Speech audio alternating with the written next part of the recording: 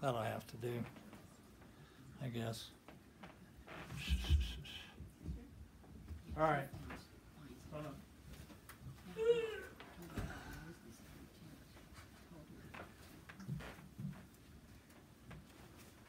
This is the most complicated stage tonight. Hello, can you hear me? God. Thank you so much for that. My name, hold on, I have to make an adjustment here. I'm a derelict filmmaker. Choose, there we go. All right. My name is Jeff, and I'm a recovering filmmaker. If we become friends, any of us, and I tell you that I'm gonna break the Hollywood rule of OPM, which I've done, other people's money. I funded my own films and always been on the verge of bankruptcy every time I do it. And as a result, if you're my friend and I start talking about funding another movie, I expect you to grab a baseball bat and beat me unconscious. And when I wake up, ask me if I'm still going to fund another movie. If I say yes, beat me unconscious.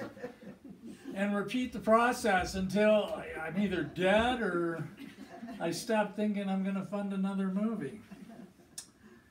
God. You know, if this was a 12-step program, I would adhere to the no crosstalk issue. But I just knocked an angel off my shoulder. And I thought I was on the verge of having an LSD flashback into my 10-year-old body in Sunday school class. Listening to Genesis, is it? The day one, day two, God did this, God did that. And then they come to the finale, and I, as a 10-year-old, go, okay, who made God then? And then they kicked me out of Sunday school class, and I took a lot of pride in being kicked out of Sunday school class.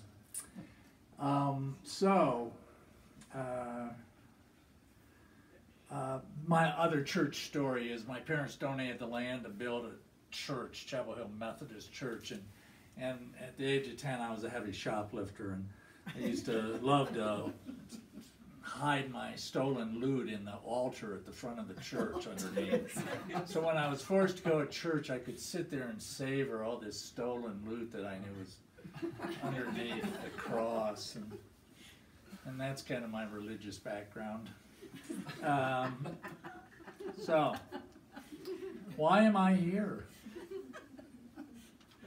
A phrase kept going through my head. I'm looking for the courage to be a coward. It's like, God, why me? I thought about what am I going to do tonight, and one of the thoughts was, well, I used to be a punk musician, and I, a long time ago, before most of you were born, and I thought, well, maybe I'll do a performance art piece around being the memory of a guy with Alzheimer's showing up on our front doorstep in Venice when I was a long time ago, and I thought, okay, I'll get possessed by being in the head of a guy with Alzheimer's lost in the neighborhood, ringing my doorbell.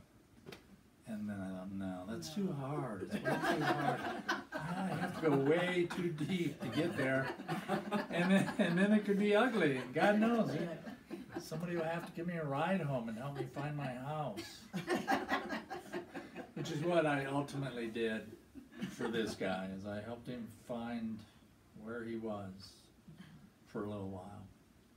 So, yeah.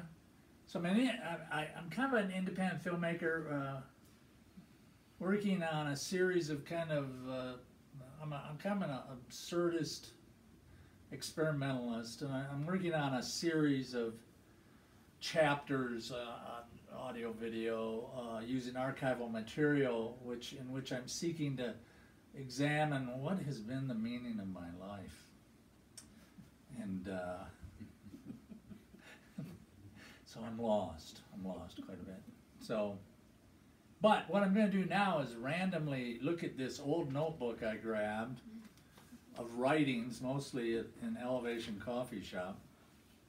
And just, well, the reason I'm going to randomly read is I've been kind of obsessed a little bit lately with, I've been attributing to William Burroughs his cut-up technique, but it was really his creative partner, a guy named Brian Geeson or something like that, that they used to, the beatniks, they used to type on Royal typewriters and type prose and then take scissors and cut them up into bits and pieces, throw them on the floor, and reassemble them. And that's how I'm working lately, especially in music.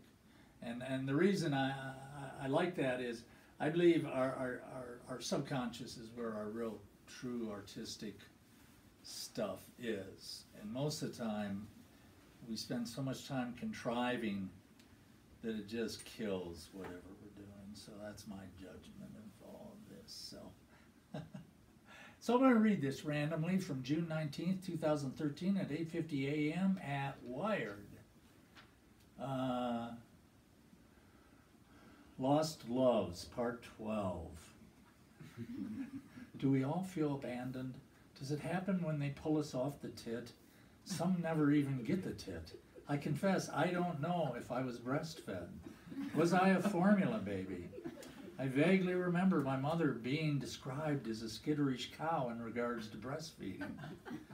So the love floats away like the crescent moon, twitching from the gravity of Earth and floating off into deep space, sucking the love we need into some black hole. And we're left crying, clutching at the sky until some spaceship floats into our face and docks in our mouth, and we suck sugar through plastic until the panic subsides and we drink our substitute love, and our mother comes down and she no longer wants to shake us into silence.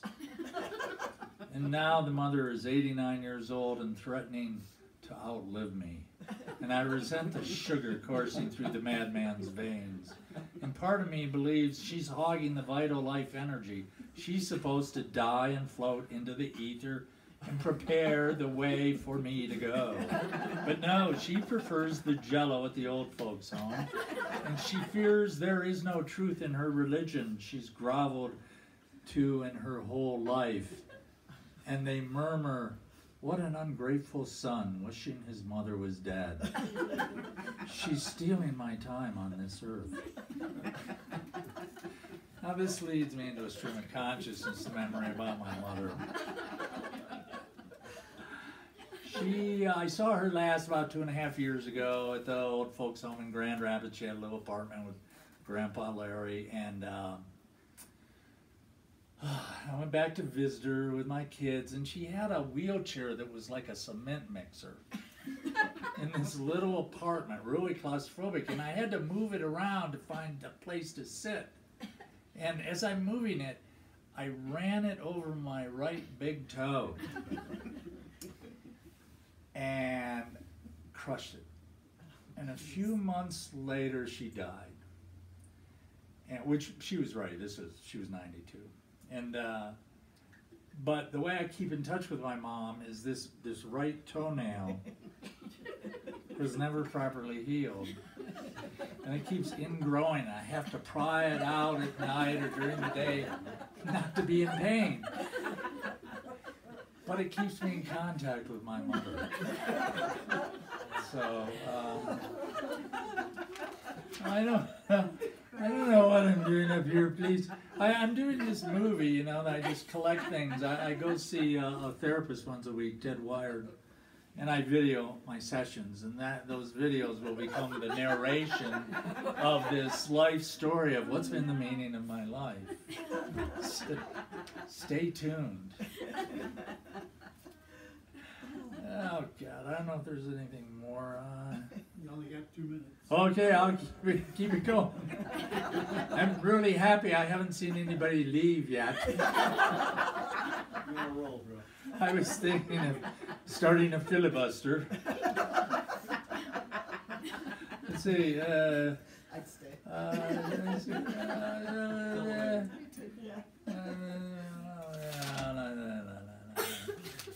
I don't want to read this piece about succubuses. I think that could be a little bit too much. Awake my soul. What a strange life I lead. My heart struggles to beat regularly. I've been involved with a much younger woman who's really fucked up. I finally realized she's fucked up way beyond my healing abilities. I have a hard time healing myself. I sincerely hope some miracles happen in her life and she gets better. Over the years, she's kind of turned herself into a succubus. Or maybe she's always been one. Or is she possessed by a demon succubus who takes her over? Anyway, it's a problem she has. And I've been bit by the succubus. It's sad that she's lost her soul, or maybe it's just asleep, but I don't think I want to dwell upon her anymore. Oh, you don't have to. And she's gotten a lot healthier and gotten sober, and she's getting her master's in art therapy, so that one has a happy ending. Thanks.